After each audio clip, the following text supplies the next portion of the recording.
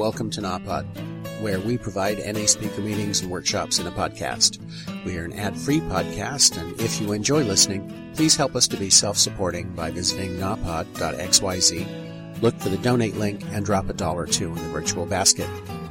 If you're also in AA or have friends that are, please tell them about our other podcast, Sobercast. Sobercast features AA speakers and workshops in the same format as NAPOD. We upload a new speaker every day, and it's easy to subscribe by searching for Sobercast, that's 2 words, on any podcast player app, or go to Sobercast.com. Enjoy the podcast, and thanks for listening.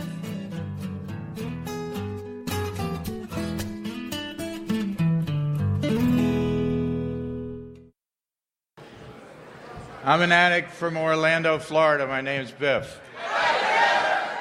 Could you join me in a moment of silence so that all the emotion that's just gone through I can kind of calm down just a little bit and maybe get back into a place where I can share?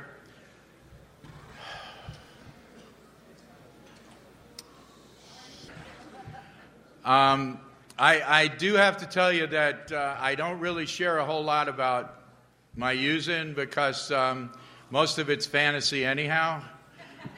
When I got here, I was not a hope-to-die dope fiend. I was a drug addict. And if you weren't a hope-to-die dope fiend when I got here, you didn't feel a part of. So my whole first year or year and a half here, I lied about my using. And that's definitely a yet.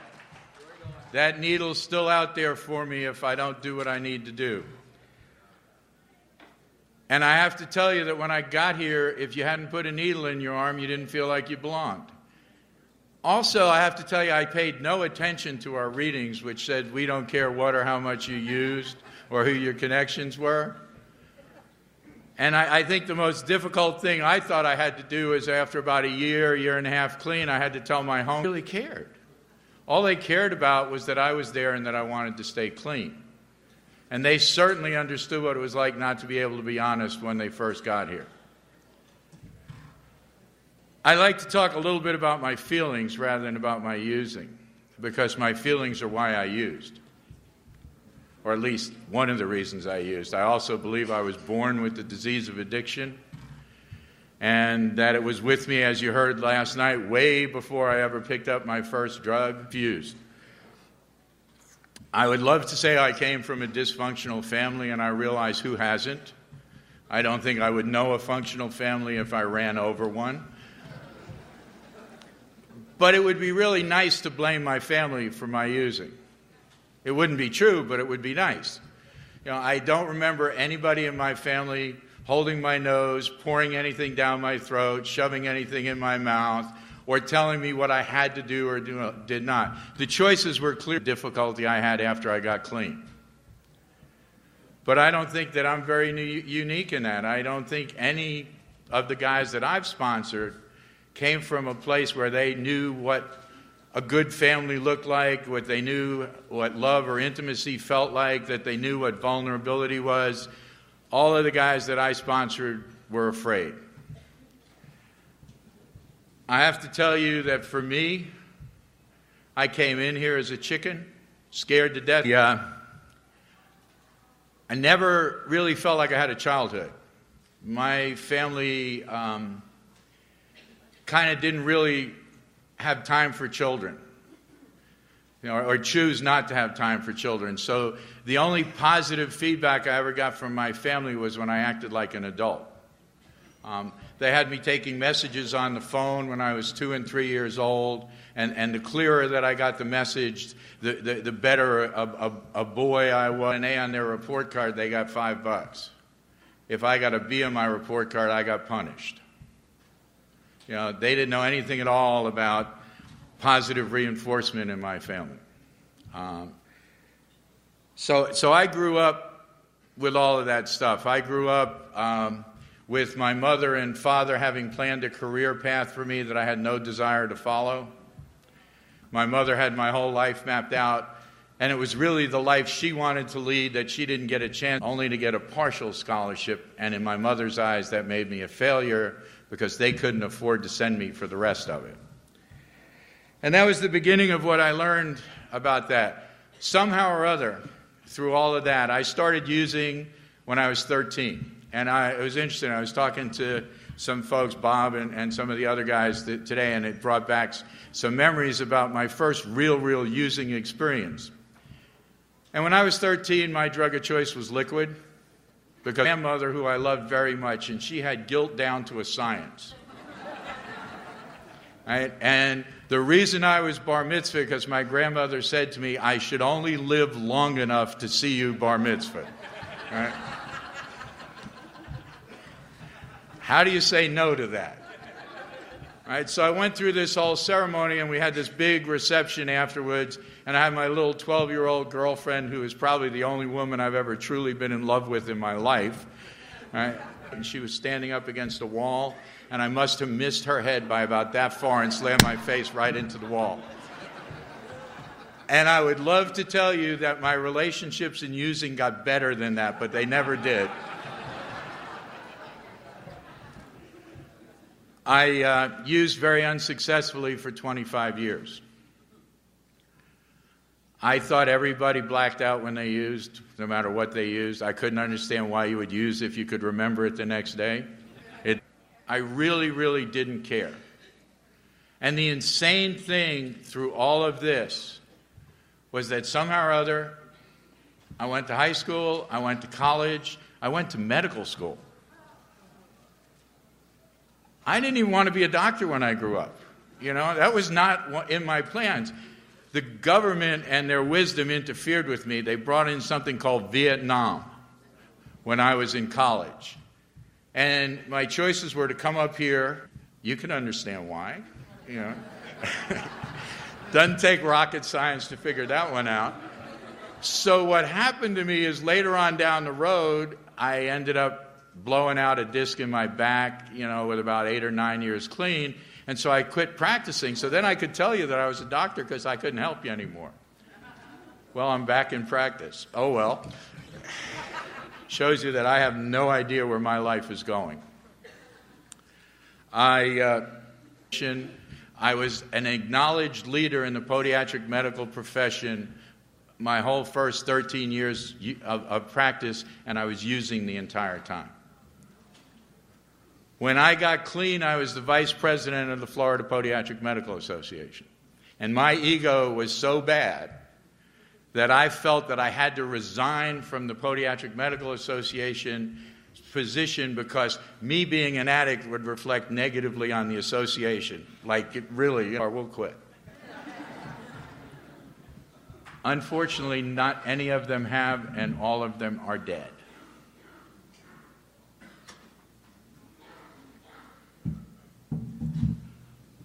I only have 2 people that I know that I use with, and both of them are in the rooms. And I'm grateful to say that I was able to 12-step both of those men. And I'm still truly grateful every time I get. My wife, who when I met her was a singer and an entertainer and a dancer and a choreographer, was studying to become a guidance counselor.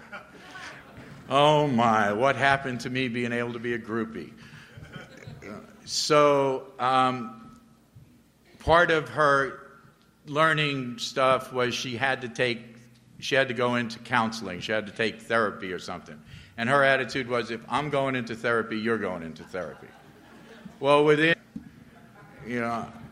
because to understand, I had all of these things. My wife had the same thing, so I was paying for all these therapy sessions. And I laugh about it and I kid about it, and they don't understand a lot of that stuff. And I remember there was a very, very well-known therapist that came and did a thing with us, and he was going to help us, right? And I had this issue, whatever it was, and I got out, and it was a Gestalt thing, and I'm on the floor face-to-face with him. And he said to me, it's real simple. All you have to do is tell them this.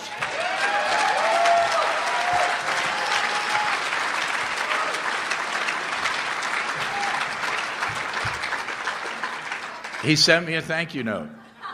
He did. And hopefully he's using this. I make fun of their therapy group, but I have to tell you, they probably saved my life. because they kept me clean long enough, or kept me sane long enough to even consider getting clean.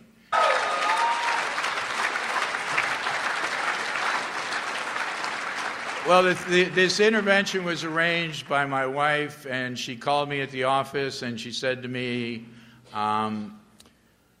there's an emergency that's come up, and I really need you to come with me to the therapist tomorrow morning, and I've called your staff, and I've canceled your appointments for the morning, and you really have to come. And I said, well, cool, I'll take my car, you take yours, because that way I can go back to work in the office, and you can go on about what you need. For some reason, and they gave me the choice of whether or not I wanted to sit in that chair. And I don't know today why I sat down in the chair, other than I have a God of my understanding. And I sat in that chair, and by the time they got to the second or third person, it was like, all right, what do you want me to do? And they said, well, we have an appointment set up with you on Monday to go into treatment at this particular place. I have some real strong opinions about things. Treatment was a safe place to hide. It was an interesting thing. I got there, and I walked into this place for this interview, and there was this woman behind this huge desk. She was a very big, nasty-looking woman, scared the crap out of me. And she had this big sign behind her head, on the left side of her head. And the sign said, if you can't impress him with your brilliance. Saturday, the house I was trying to sell that I was living in closed, and my half of the proceeds from that closure was $300 more than it cost to go into the treatment program for 8 weeks. So it was real clearly that I needed to be there. The 12-step program I was exposed to in Florida in 1980 was Alcoholics Anonymous. I don't call it a mother fellowship or an other fellowship. I call it Alcoholics. And that's what they were doing the best they could with what they had. Right? There was one Narcotics Anonymous meeting in Florida at the time, and it happened to be in the town where this treatment center was. And I would love to tell you I went to my first Narcotics Anonymous meeting and felt right at home. Not even close. I don't know, I'm sure if you're new, you remember how scared you were when you walked into your first meeting. And if you're not new, you remember how scared you were when you walked into your first meeting. And I left. And I said, I'm not going back there. Now, I don't know what I expected from them if I wasn't willing to do anything myself, but I didn't feel particularly welcomed. I left that area and went into a halfway house for recovering physicians up in Atlanta, Georgia. And I was the first real-life podiatrist they'd ever seen. Bring her very slim. Well, my wife had already filed for divorce. My father was dead, and my mother had no idea where I was. So one more time, it was like I don't belong here. But I had nowhere else to go, so I didn't leave. And for that, I'm truly grateful. And there was the head of the program took me under his wing because they nicknamed me the bastard of the program since nobody was parenting me. The NA meetings, but they don't count in your 3 meetings.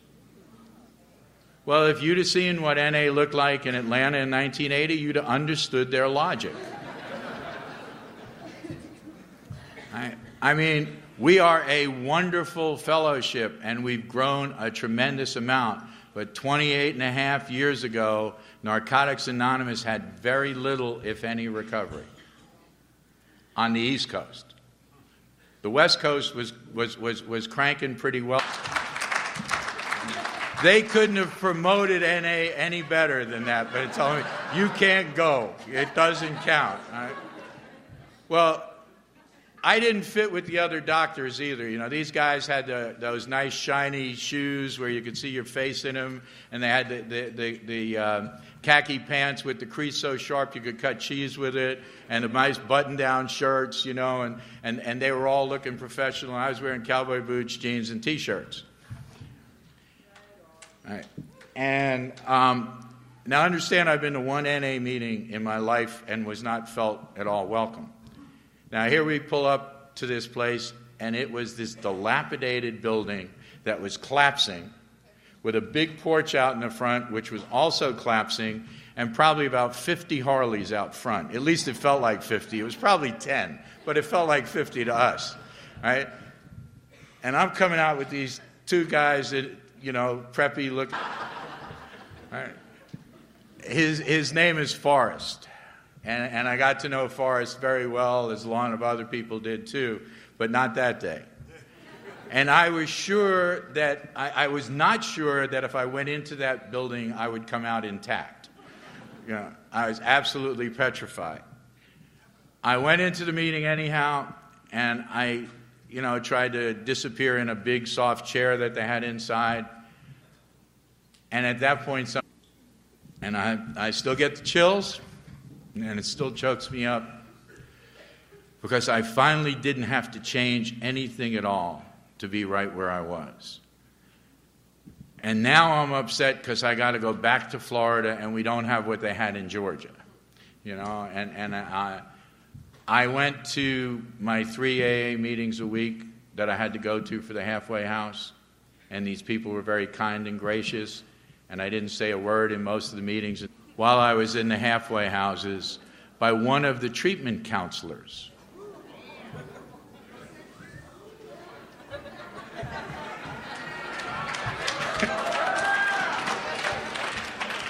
Worked for me.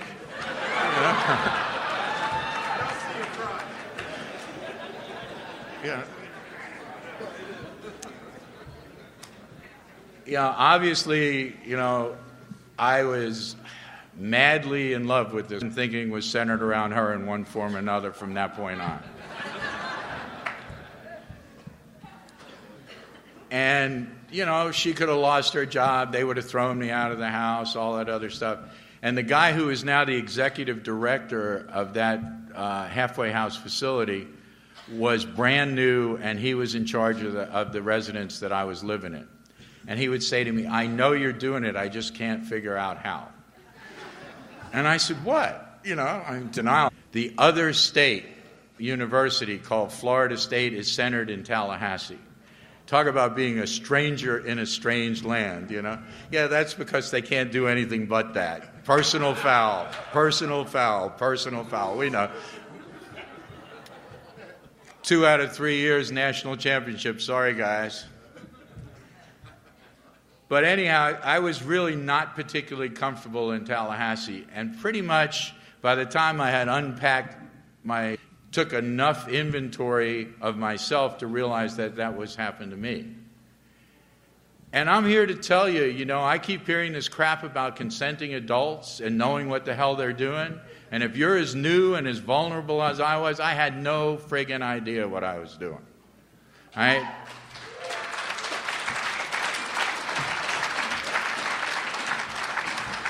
And she left me alone in a motel room in Atlanta, Georgia, in so much pain, all I could, if somebody is vulnerable and you take advantage of that vulnerability, you're 13 stepping.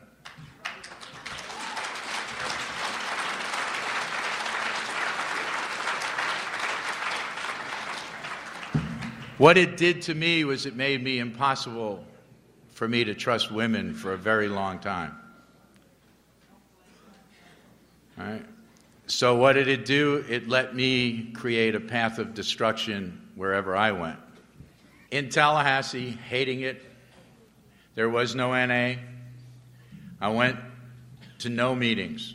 They told us when we left the halfway house, go to 90 meetings in 90 days, get a sponsor, all the stuff that we should do if we're sane. If you're new, please don't do what I did unless you're really in the mood to test your pain threshold. All right. I didn't go to any meetings, and I would call most of the time because I was petrified of being alone. Everything I felt using, I felt clean without any anesthesia.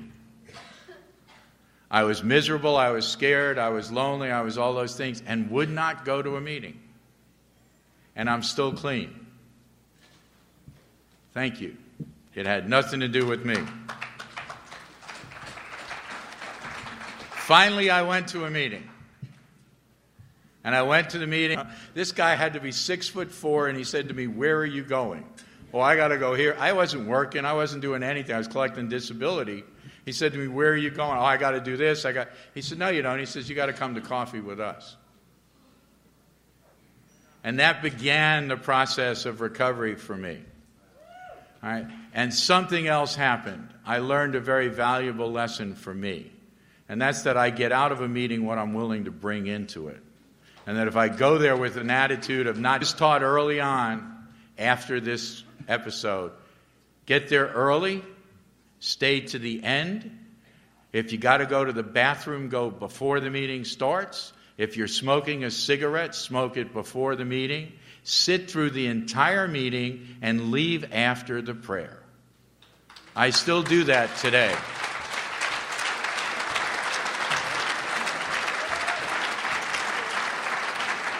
At that point, my addiction to nicotine, it also gave me no more excuses of leaving the meeting in the middle of it. I got really comfortable going to meetings up there, and then I got a job offer in another town. And now I'm petrified. And I went to this meeting and said, "Well, what if it doesn't work?" And blah, blah, blah, blah. And they said something that never occurred to me. You can always come back.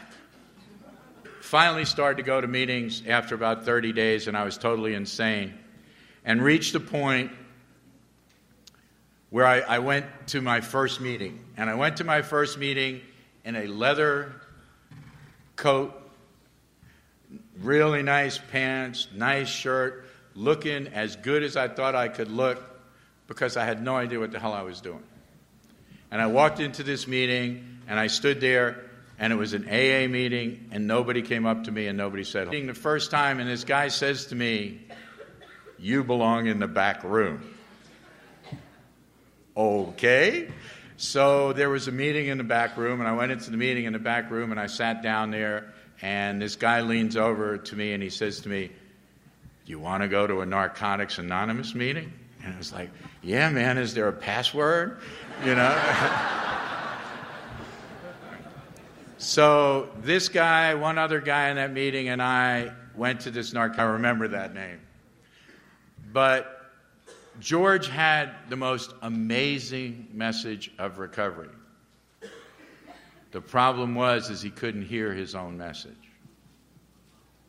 George is dead from this disease. But I have to tell you what I learned from George. And that was to listen to the message and not to judge the messenger. Because his message saved my life. About total insanity, talk about, we broke every tradition. We violated every concept before they were written. We did absolutely, and none of us had worked a step. I mean, steps? What was that? That's that stuff that was on the wall, But I have to tell you something. Alcoholics Anonymous, in their infinite wisdom, was amazing when we started NA. They violated all their traditions. I guess it didn't matter to them or whatever. But they let us... Boy, that was great for my anonymity because the night what they got was Dr. Kramer's office, yes. But my anonymity was shot anyhow because by that point I was on a staff of a hospital, and I was the head of the podiatry department at that hospital after I came back, and I went to my first staff meeting. And it was a long, drawn-out thing, and it was about 11 o'clock at night when they finally got to the podiatry report, and I was half asleep, and they called. I wasn't really concerned about my anonymity, and we realized sooner or later, we went to our first regional meeting, which was like the second meeting of the Florida region. And we get there, and the guy who was chairing the meeting says, "Was there anybody who wasn't here last time?" And so the three of us raised our hand. They said, "Where are you from?" And they said, "Orlando." "Oh, you're the Orlando area." Now, there were three of us that made up the entire area. There were no other people coming to meetings at that point. Right? There were addicts. We absolutely did everything we could wrong. When we first started the NA meetings, we had AA speakers because none of us. We were tired of telling each other our stories, each other's stories, We were given one thing that I don't see as many people have as we have. We were given the gift of desperation. Right? Truly, that gift came back. My mother didn't take that good care of me. But because of that, and because we talked to each other on the phone 3, 4, 5 times a day, even though we didn't have a program, even though we hadn't worked the steps, the therapeutic value of one addict helping another with whatever help we could give kept us alive, kept us clean, and kept us going long enough until we could do the things we needed to do to change. Stationery from my office on the other side. No tradition violation there, you know. And it was printed on the copy machine from my office. We printed all of the pamphlets, all 4 of them, because we didn't print the Spanish one at that point. We printed all 4 pamphlets the same way, because when you called Jimmy in Sun Valley, he couldn't get you the pamphlets fast enough. He didn't say copy them, but he didn't say don't copy them either. Chair of the Florida region before I worked a step. And I paid the price. Unless you have a spiritual awakening as a result of these steps, you have no clue of the spiritual concepts behind the traditions. There is no way, without an awakening of your spirit, you can understand the spiritual nature of the traditions. That didn't stop me. I was an expert. All right? I was very dangerous. I was 6 hours meeting. They drove 100 miles to participate in that every friggin' month. And you know what? They kept coming back, and we kept getting better. That's all about where I hid. At 3 years clean, I had the world by the you-know-whats. All right? I was chair of the region. I was a practicing doctor. I had that beautiful woman that I had met in recovery. We met at the World Convention in New York. Well, actually, we met in Panama City about 8 months before then, or 4 months before then or something. But we were spiritual. She was there with another guy. I was there with another woman. We talked at the pool, but we wouldn't take each other's phone number because that wouldn't have been spiritual. All right? So I didn't know whether I was ever going to see that woman again or anything like that, but I clearly did not forget her. And I was at the World Convention in New York City, waiting in the lobby for a friend of mine. Does that mean we can play? And I said, yes. And it was, you know, I have to tell you the truth. We loved each other as much as we were possibly capable of loving each other, considering neither one of us had a God in our lives. Because neither one of us had worked the steps. We did the best we could, as well as we could. And we were the darlings of that convention because everybody could tell we were in love. You know, and New York City, the best we could. But I have to tell you that my experience with us, at least my experience with relationships, is we're real sloppy getting out of them. We don't do it very gracefully. And I really believe that part of it is we want to make so sure we burn that bridge is that we use 10 tons more dynamite than we needed to make sure we can't go back. She had an affair with a guy that I used to sponsor. We met to put Humpty Dumpty back together again. And I remember my sponsor sitting down and saying to me, if I could take your pain and you would still learn the lesson you need to learn here, I would do it. But I can't.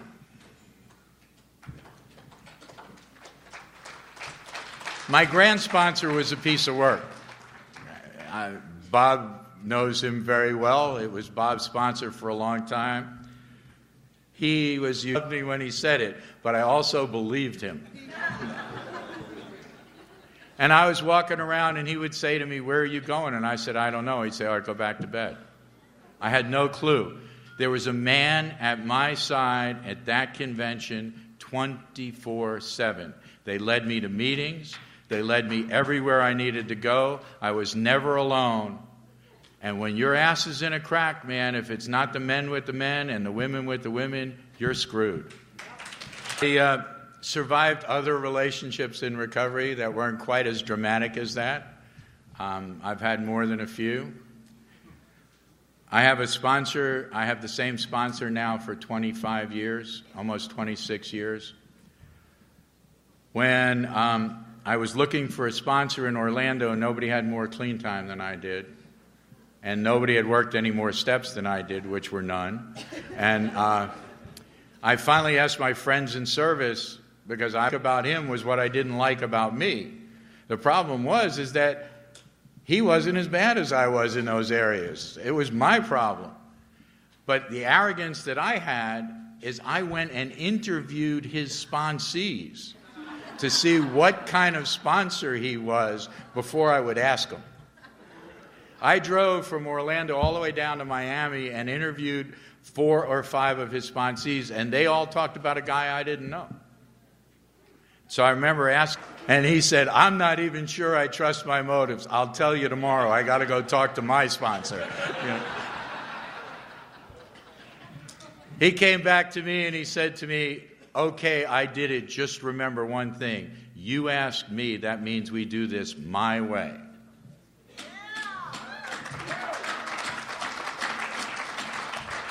See, I'm from that same old school that you heard about last night. When my sponsor told me to do something and I had 3, because the reality is the guys who want it, they're going to do what they need to do to get it. And the guys who don't want it, there's nothing I can do to get them to want it.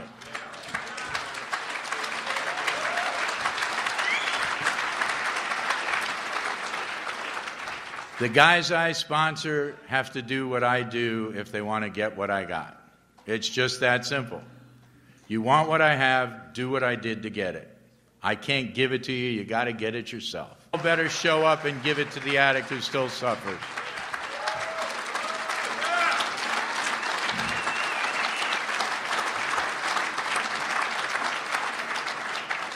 Now, I'd love to tell you I had learned all these lessons way back then, and my life was very smooth from that point on. But I've lived a bunch of lives in recovery, and they've all been extraordinarily interesting, and they've all given me opportunities to grow and change. And the problem I had was from that time until the time I went bankrupt, I could not quite readjust my lifestyle to the income I was now making. I was still living the lifestyle of the income I was making when I was practicing.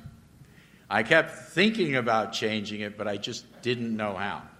And of course, I wouldn't discuss it with anybody. You know, why would I do that? All right? And I remember that I reached a point where there was nowhere else to go. And I remember talking to my accountant, me to go bankrupt. I use this money, I owe this money, it's not right, it's not good for my program. And he said to me, "All right, I've heard about as much of this crap as I'm going to listen to." He said, "I know a guy that used to sit behind a desk and say to his sponsees, if it's not practical, it's not spiritual." All right. How practical is it that if you give your entire salary to the credit card companies that you owe money to, last thing you had ever thought of me, you thought money, property, and prestige might be his problem, but he'll never run out. God has a great way of doing things like that. If money and property and prestige are your problem, you won't have any of it for long. I didn't have a problem with money, property, and prestige after that. I didn't have any money, I didn't have any property, certainly didn't have any prestige. But I didn't learn much either. And I hit that point at about 19. You need to give me this. You need to get me this. You need to get me that. And somewhere along the line, I had finally, at almost 20 years clean, what they call a moment of clarity. And something said to me, "You asshole, get down on your knees and ask God what you can do for him instead of telling him what he should do for you."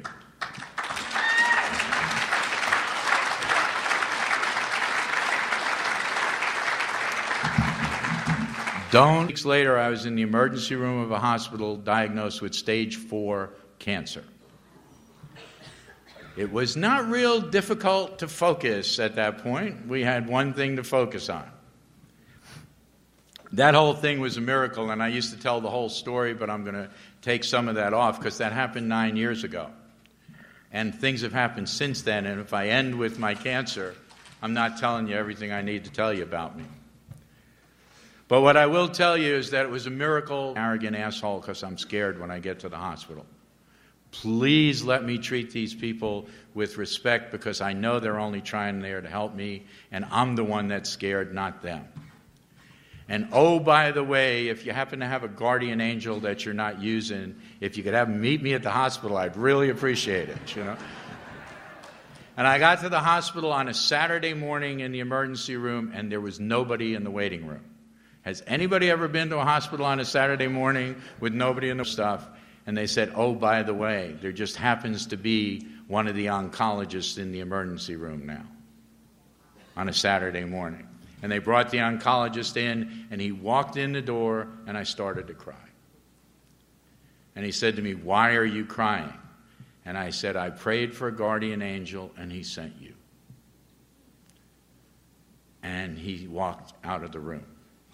And I went, oh, what did I do? You feel somebody breathing down your neck, it's me getting ready to run up your ass, you better kick it up a notch. And he said to me, this is going to be fun. And he said, the disease you have is terminal, and we're going to beat it. And at the time that I was diagnosed, it was the type of lymphoma that had had no recovery.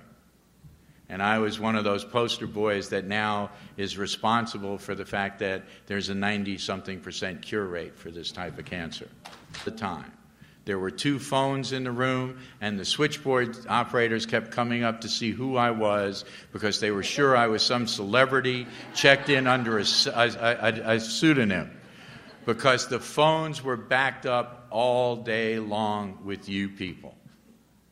All right. When you tucked me in at night, you kissed me on the cheek, you told me it was going to be okay. When I woke up, you gave me a hug and you say, you got another day made. All that I had kept between me and you was gone because I didn't have the strength to keep it up for those 6 weeks. And it really wasn't all that bad having you all on my side of the wall.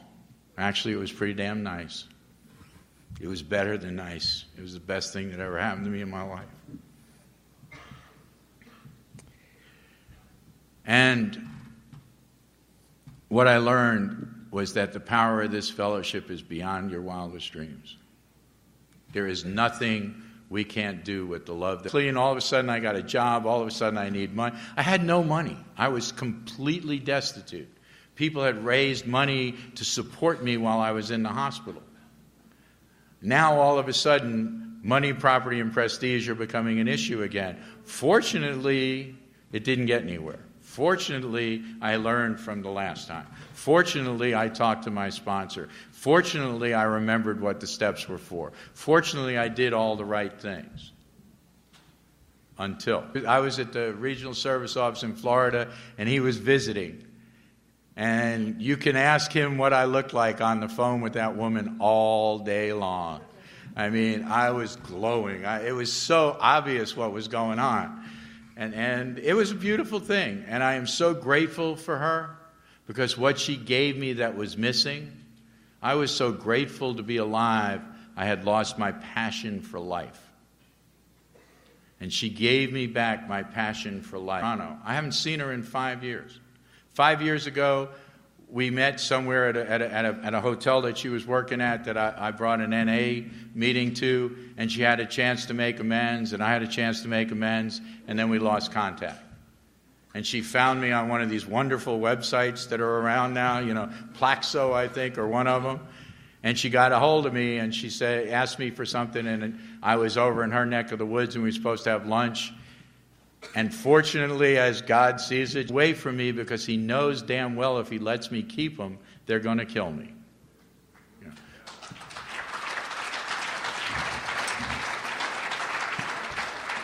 And the other thing I've learned is if I'm in a relationship and it's supposed to work, I'll be in that relationship. And if the relationship doesn't work, that's why I'm not in it.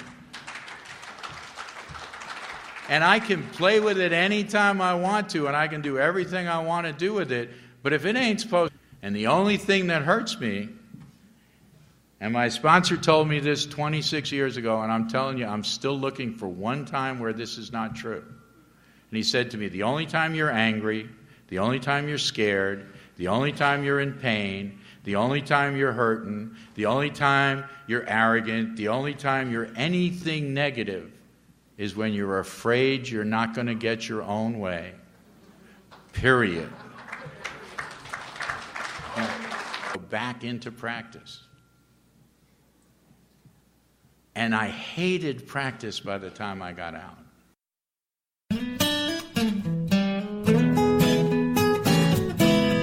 Thank you for listening. I hope you enjoyed the podcast. Please help us improve our ranking so others can find us by putting a review on Stitcher, iTunes, or your favorite podcast index. NAPOD is ad-free thanks to the folks supporting the show with $1 or more per month. If you enjoy listening, you can join them by going to napod.xyz and looking for the donate link. Thank you for listening. Have a great day.